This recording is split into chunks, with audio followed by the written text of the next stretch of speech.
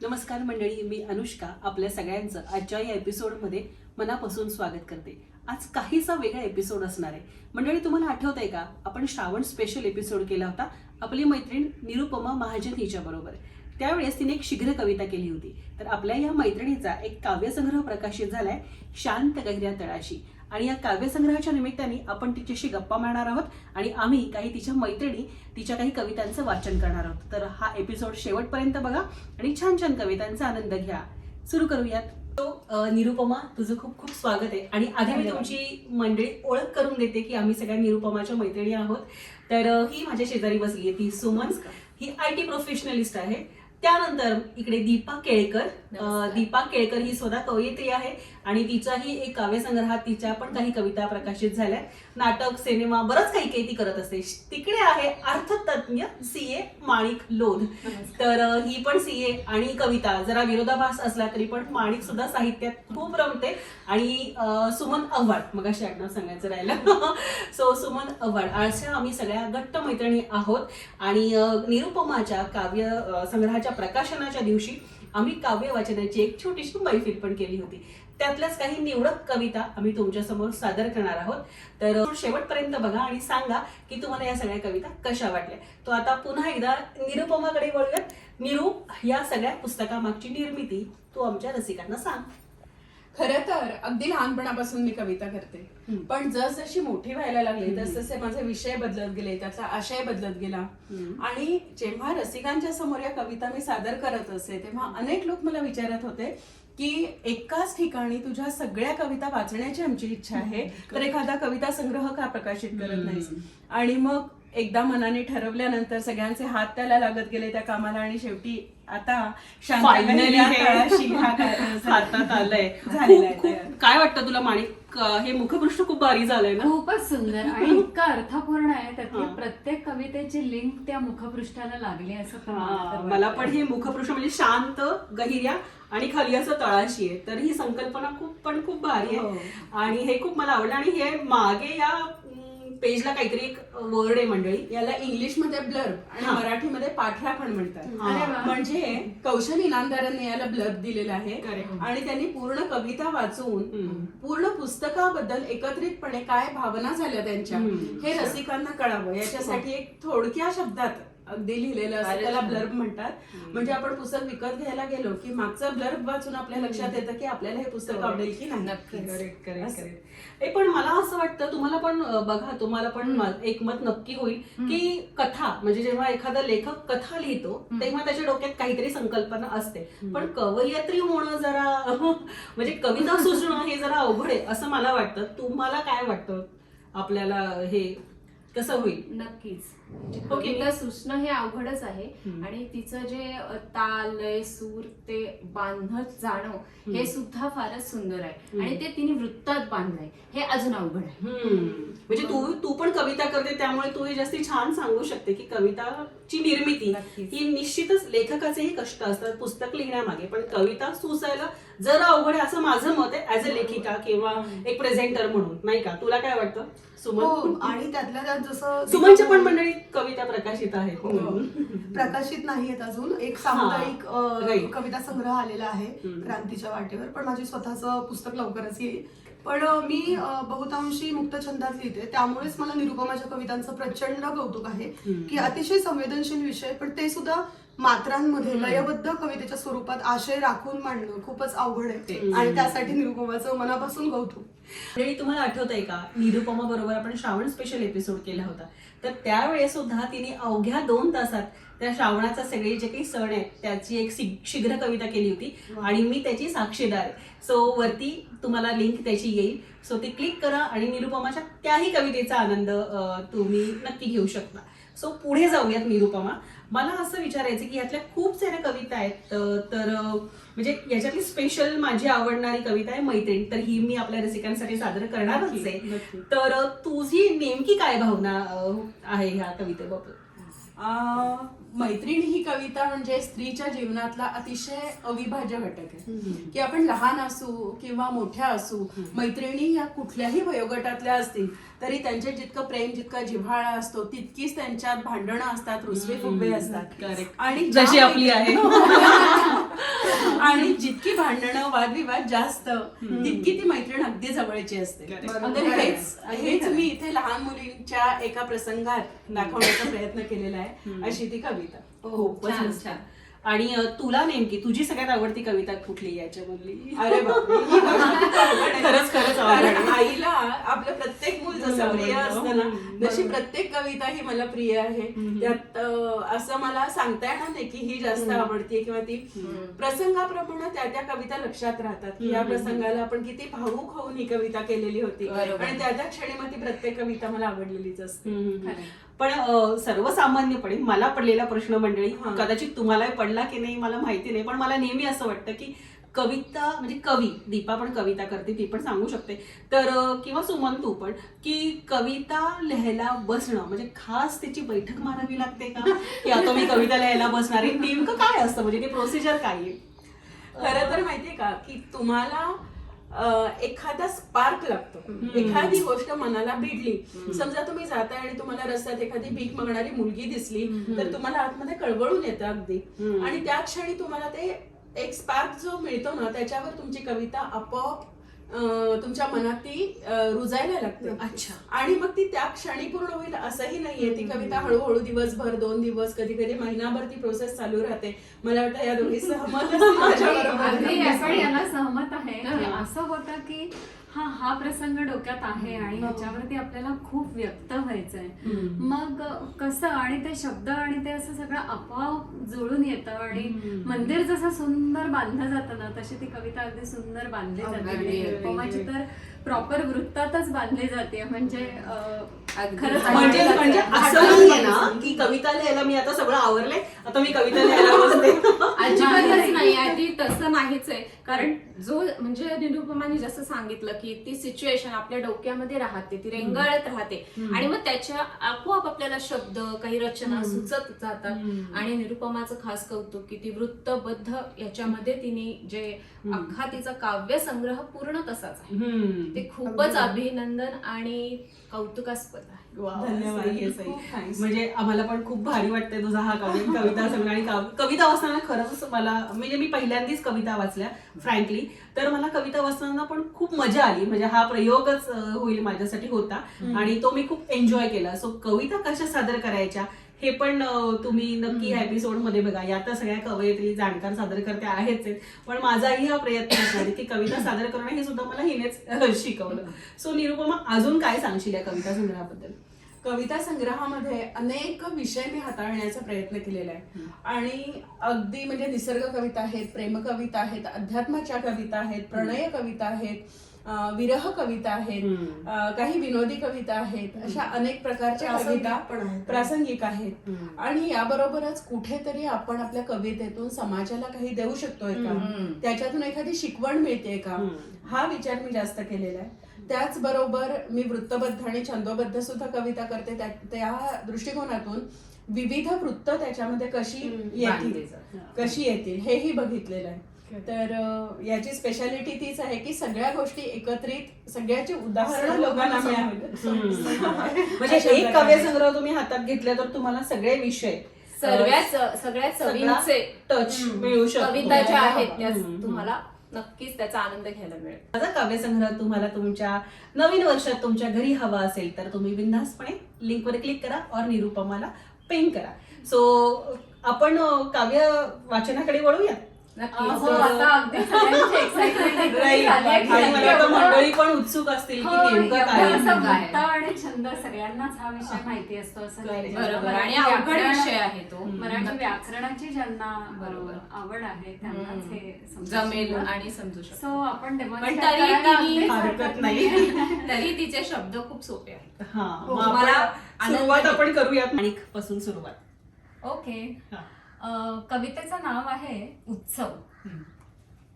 ही मनामनांची नाती, ही मनामनांची नाती, हा उत्सव रंगीत सारा, हे माणुसकीचे धागे, हा मोहक रंग पिसारा, हे स्वप्नांचे डोलारे, हे स्वप्नांचे डोलारे, आशांची सागर भरती, मदतीला हात हजारो, कष्टात बुडाल्यावरती.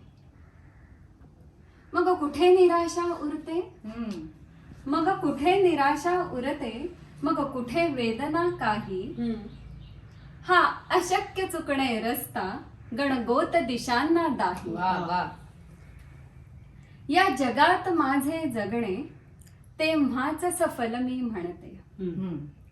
या जगात जगणे, या जगात माझे जगणे, तेव्हाच सफल मी म्हणते. प्रेमाच्या कोशी जेव्हा नात्यांचे रेशीम बनते, प्रेमाच्या कोशी जेव्हा नात्यांचे रेशीम बनते. क्या बात आहे. छान खूपच वाटलं. छान. म्हणजे हे नेमकं काय आहे निरुपमा, यातनं तुला काय सांगायचं? मला हेच सांगायचं की आपल्याला सतत हे दुःख असतं की आजकाल सगळेजण आयसोलेटेड झालेले आहेत, कोणी मैत्रिणी नसतात, शेजारी पाजारी बघत नाहीत. पण असं नसतं, आपला व्ह्यू हा महत्वाचा आहे. आपण जर मनात आणला तर सगळ्या जगभरात आपण जाऊ तिथे आपल्याला ओळखीचे लोक करून घेता येतात. करेक्ट. आपण ब्रॉड माइंडेड ठेवलं स्वतःला तर गणगोत आपले पदोपदी असतात, कुठेही असतात आणि आपल्याला कधी घाबरण्याची गरज नाही किंवा दुःखामध्ये आधार नाही असं होणार नाही कधी. खरंच खूप भारी संकल्पना आहे. आता तू हे म्हणजे नाते उत्सव सगळं म्हणतेस, मैत्रीण म्हणतेस, तर मी मैत्रीण वाचू का? अगदी हा? लगेच. तर अरे वा, म्हणजे मगाशी छानच, हा, म्हणजे link केली. आपल्या सगळ्या आम्हाला आपल्या सगळ्या मैत्रीवर ही कविता डेडिकेट अगदी. आणि मलाही खूप आवडते ही आणि कविता. तुम्हालाही तुमच्या मैत्रिणी आठवतील अशा. करेक्ट. म्हणजे ही कविता तेही त्यांच्या मैत्रिणीला डेडिकेट करू शकतात. अगदी. सो ऐका, तिचं नाव आहे मैत्रीण.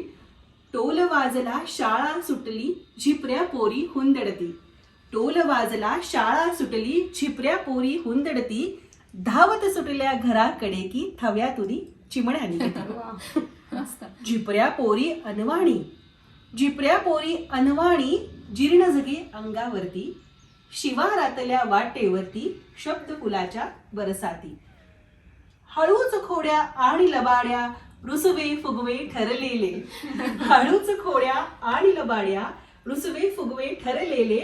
नाक मुरडणे आणि हळूच खोड्या आणि लबाड्या, रुसवे फुगवे ठरलेले.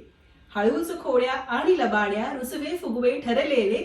नाक मुरडणे अनवेडावून गाल गोवरे चिडलेले. कधी धपाटा पाठीत बुक्या पाठ लाग मग द्वेषाने. कधी धपाटा पाठीत बुक्या पाठ लाग मग द्वेषाने. ढकले कोणी आवेशाने, खिदळे विजयी जोशाने. पडली तिजला दुःख नावरे, पडली तिजला दुःख नावरे. डोळे मग झर झर झरती. गुडघे कोपर जखमी आणि का अपमानांचे गाव किती. तशीच राहे हताश पडुनी, तशीच राहे हताश पडुनी. जगा फाटला खरचटले. खांदे हलती हुंदक्या सवे, मातीमध्ये कळकटले. क्षणात हासू ओसरले मग, पाहून तिजला रडताना. कशास आपण भांडत होतो, कारण कुठले नसताना. दप्तर टाकून रस्त्यावरती, जखमावरती हात फिरे. दप्तर टाकून रस्त्यावरती, जखमांवरती हात फिरे. नकोच भांडण शपथ घेऊ, प्रेम आपले खरे खरे.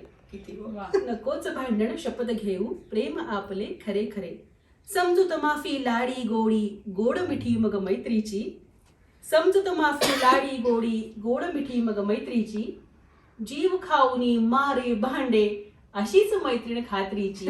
जीव खाऊनी मारे भांडे, अशीच मैत्रीण खात्रीची. छान. आणि मला असं वाटतं की निरुपमाला नक्की यावेळी कुठली मैत्रीण आठवली. आपणच तर ही मला खूप आवडते ही कविता आणि मला सादर करायला पण खूप मजा आली. So, आम्हाला ऐकायला हा. आम्हाला पण खूप. तर नक्की तुम्हालाही आवडली असेल तर मला नक्की तुमच्या कमेंट करून सांगा की तुम्हाला हा कार्यक्रम कसा वाटतोय. सो यानंतर आपण सुमनकडे वळूयात. तर सुमन, तू कोणती कविता निवडलीस यातली? माझी कविता थोडीशी गंभीर किंवा आपण ज्या भावनेशी आता एकरूप झालो होतो त्याच्यापासून थोडीशी फारकत घेणारी आहे. अच्छा. तुम्हीच ऐका. हा, तर एकच सेकंद. सुमननी वाचण्याच्या अगोदर नेमकं निरुपमाला यातनं काय मांडायचं होतं? कोणती कविता वाचतेस? सुज्ञ. सुज्ञ. मला फार आवडते ही कविता, त्यामुळे मी ती सुज्ञ वाचते. ही कविता खरं तर थोडीशी स्त्रीवादी किंवा स्त्रीच्या आयुष्याशी निगडीत कुठली कुठली संकट तिच्या आयुष्यात येतात. खरं तर स्त्री आणि पुरुषांमध्ये भेद नसतो कुठलाच, पण स्त्रीला जर स्वतःची प्रगती करून घ्यायची असेल तर तिला जाताना अनेक अडथळे तर असतातच, पण जेव्हा अगदी तिची जी इच्छा असते शेवटची की मला या पदाला पोचायचंय, त्या संधीनं जेव्हा तिला हाक दिलेली असते तेव्हा सुद्धा आपल्या घरातली कर्तव्य न विसरता ती अगदी सुज्ञपणे तिचं दुःख कसं ओठांच्या आतच राहतं, हे मी या कवितेत सांगितलेलं आहे. खूपच छान. बरोबर ऐकूया. सांगितलंच निरुपमा, कारण एक नोकरदार स्त्री म्हणून मला फारच आपलीशी वाटली ही कविता, त्यामुळे तुम्हा सगळ्यांनाही आवडेल. कवितेचं नाव आहे सुज्ञ. कल्पांताच्या क्षितिजावरती फडफडणारे निशाण माझे, कल्पांताच्या क्षितिजावरती फडफडणारे निशाण माझे, जंगलात या वादळ वारा घट्ट उभे पण मचाण माझे. सोसाट्याचा वारा सुटतो मी त्याच्याशी हात मिळवते, सोसाट्याचा वारा सुटतो मी त्याच्याशी हात मिळवते, वीज कडाडे तांडवापरी मी अदमासे साथ जुळवते. किरणांचेही बाण तापते अंगावरती झेलत जाते, किरणांचेही बाण तापते अंगावरती झेलत जाते, रुद्रपुरांच्या लाटांवरती निर्भयतेने खेळत जाते. अवघड वाटा झरी लीलया चालत जिंकत इथवर आले, अवघड वाटा जरी लीलया चालत जिंकत इथवर आले, नीती कल्पना पदर उंबरा यांनी जगणे दुस्तर केले. निधडी छाती कडखर बाणा दाही दिशा मी व्यापू शकते, निधडी छाती कडखर बाणा दाही दिशा मी व्यापू शकते, कुणासे याची पारख नाही खोल मनाशी दुःख दाटते. साध ऐकता आज नभाची घर टाकून मी गेले नाही, साध ऐकता आज नभाची घर टाकून मी गेले नाही, सुज्ञ निघाले दुःख मनीचे ओठांवरती आले नाही, सुज्ञ निघाले दुःख मनीचे ओठांवरती आले नाही. फारच सुरेख. म्हणजे म्हणजे ही कविता ऐकून अक्षरशः भारावून गेल्यासारखं होतं. आपलं रोजचं जीवन याच्याशी इतकं निगडीत आहे, मनाला आल्यासारखी वाटते. स्त्रीशी अगदी सगळंच. म्हणजे मला असं म्हणायचं कितीही जरी आव्हानं आली, क्षितिज खुणावत असली तरी स्त्री हा तिचा जो मूळ जे पिंड आहे आहे, ते तो सोडून जाऊ पाया शकत हलत नाही. नाही. हा म्हणजे कितीही आलं तरी घरासाठी सगळ्या गोष्टी, घर आणि हे तिचं मूळ आहे आणि ते सोडून किती आलं तरी पण शेवटी पुन्हा एकदा ती घराकडेच येते, असं काहीसं यातनं प्रतीत होतं असं मला वाटतं. बरोबर आहे? अगदी बरोबर आहे. अगदी आणि याचा आपण दोष कुणाला देऊ शकत देऊ शकत नाही. नाही. निसर्गतः स्त्रीला मुलांच्याकडे तिची एक ओढ असते आणि ते सोडून तिला जाणं शक्य किंवा ती स्वतः सगळं सांभाळणारी आहे म्हणूनही तिला सगळंच हवंय. तसं उपजतच आहे. हा, हा. हे पुस्तक चालताना मला एक खूप मजेशीर कविता दिसली, ती म्हणजे कंठा. असलं अफलातून वर्णन आहे ना त्या मेंटॅलिटीचं बाईच्या, आणि जो की धमाल त्या कवितेत आहे. ती कविता तर आपली दीपा सादर करणारच आहे, पण हे म्हणजे कसं सुचलं? ही एक मजाच असते. म्हणजे खरोखरच एकदा असं झालं होतं. ही कविता खरं तर अशा एका प्रसंगावर बेतलेली आहे की एका काकूंच्या गळ्यातलं सोन्याचा कंठा तो हरवतो लग्नाच्या गर्दीमध्ये, आणि मग पुढे काय होतं. तर एकदा खरोखरच असं झालेलं होतं की एका काकूंचा तो कंठा हरवला, पण मग त्या काकूंचं नंतर काय झालं हे मला काही दिसलं नाही, मी बघायला तिथे उपस्थित नव्हते. पण मी कल्पना केली की काय मजा होऊ शकली असती, आणि मग मी ती या कवितेत उतरवलेली आहे. जे न देखे रवी ते देखे सही आहे. म्हणजे एकाच प्रसंगाकडे सगळ्या बाजूनी आपण बघायचं, गंभीर प्रकारे विनोदी प्रकारे. तसं ते झालं थोडंसं. तर आता आपण ऐकतोय येस येस. आणि दीपा खूप भन्नाट वाचली होती कार्यक्रमात त्या दिवशी, खूप प्रचंड टाळ्या घेतल्या होत्या. सो दीपा तू सादर आणि कर. आणखी एक सांगते की ही कविता म्हणजे अक्षरशः कलाटणीच आहे. एकदम हा. अशा चालल्यात एका ग्राफने, आणि एकदम अशी विनोदी कविता, सेन्स ऑफ ह्युमर बाहेर एकदम आलाय. फारच सुंदर आहे. चला मग ऐकूया. येस दीपा. हो, नक्कीच. सादर करते कविता कंठा. लग्नाच्या गर्दीमध्ये काकूंचा कंठा गेला, लग्नाच्या गर्दीमध्ये काकूंचा कंठा गेला, सर्वांच्या देखत केव्हा तो कोणी पळवून नेला. घामाने भिजल्या काकू तोंडाला पडली कोरड, घामाने भिजल्या काकू तोंडाला पडली कोरड, शोधा चोराला धावा नुसतीच आरडा ओरड. भरभक्कम कंठा सुंदर नक्षीतून खडे चमकती, भरभक्कम कंठा सुंदर नक्षीतून खडे चमकती, झुक्क्याचा लाल चुटुकसा गोंडाही कंठ्यासाठी. हे तरी म्हणाले होते पदराच्या खाली झाक. हे तरी म्हणाले होते पदराच्या खाली झाक. जागीच मारुनी फटकल डोक्यात घालती राख. हंबरडा फोडून नंतर फिरवले गरगरा डोळे. हंबरडा फोडून नंतर फिरवले गरगरा डोळे. वरवधूस सोडून लोक कंठाच शोधती सगळे. काकूंच्या भवती गर्दी सगळेच वऱ्हाडी जमले. काकूंच्या भवती गर्दी सगळेच वऱ्हाडी जमले. पोलीस बोलवा कोणी पोरगे एक कुजबुजले. करवल्या नातलग सगळे व्याही अन दोघी विहीण. बघा, करवल्या नातलग सगळे व्याही अन दोघी विहिणी. लग्नाची धांदल सोडून काकूंच्या बसती चरणी. इतक्यात कुठून असे काका अवतरले गर्दी मधुनी. इतक्यात कुठून असे काका अवतरले गर्दी मधुनी. ते बावरले घाबरले पण क्षणी ताडले त्यांनी. उचलून भराभर सदरा बंडीच्या पोट खिशातून. उचलून भराभर सदरा बंडीच्या पोट खिशातून. हलकेच ओढून कंठा काढीत म्हणाले वाकून. चोरा चिरटांच्या हाती गर्दीत नको लागाया. चोरा चिरटांच्या हाती गर्दीत नको लागाया. तू म्हणून कंठा माझ्या बंडीत दिला ठेवाया. तक्षणी रंग पालटला काकूंचा बघता बघता. तक्षणी रंग पालटला काकूंचा बघता बघता. काकांवर राग उफाळे हंबरडा थांबुना. काकांवर राग उफाळे हंबरडा थांबुना आता. जळजळीत फिरले डोळे काकांवर नजर विखारी. जळजळीत फिरले डोळे काकांवर नजर विखारी. गर्दीत सटकले काका अन सुटले नवरा नवरी. गर्दीत सटकले काका अन सुटले नवरा नवरी. सुटले नवरा नवरी. खूप भारी, खूप भारी. कार्यालयांचं अगदी चित्रच डोळ्यासमोर उभं राहिलं कसे असतील ते आणि काका. दीपा अगदी मजा घेत व्यवस्थित बसली. धन्यवाद. दीपा, तुझा कधीतरी कंठ असाच म्हणूनच कंठा घातलाय मी. कंठा घातलाय मी आज. सो खूपच मस्त. सो निरुपमा, आपण ह्या कार्यक्रमाचा शेवट तुझ्या कवितेने करूया. तुझी सगळ्यात आवडती कविता, म्हणजे आवडती तर नाही, म्हणजे तुला सगळ्यात जी भावली ती कविता तू सादर कर.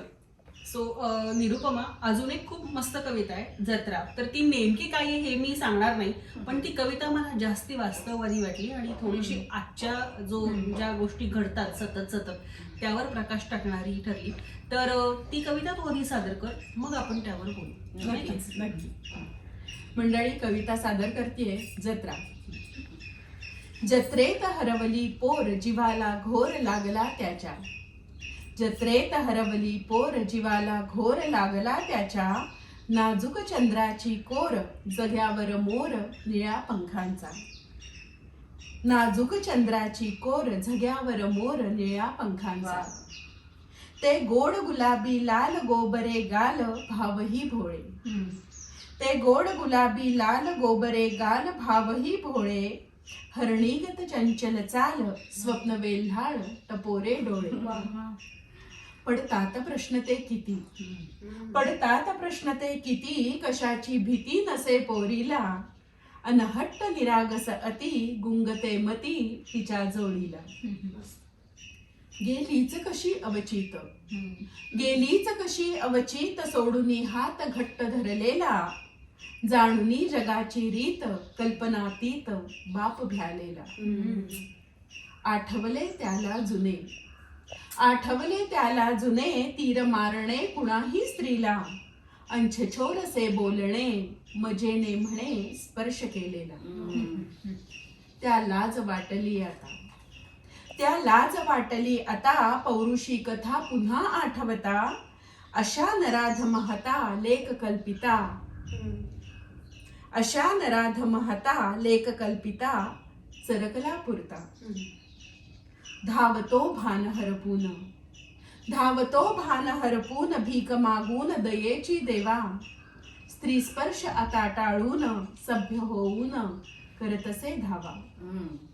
ती दिसे उभी अवचित, ती दिसे उभी अवचित, मिठाई खात कुण्या टपरीशी, मग जीव पडे भांड्यात, रडे जोरात धरे छातीशी.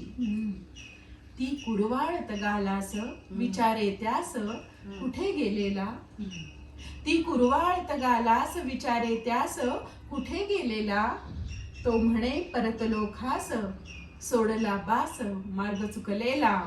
तो म्हणे परतलो खास, सोडला बास मार्ग चुकलेला.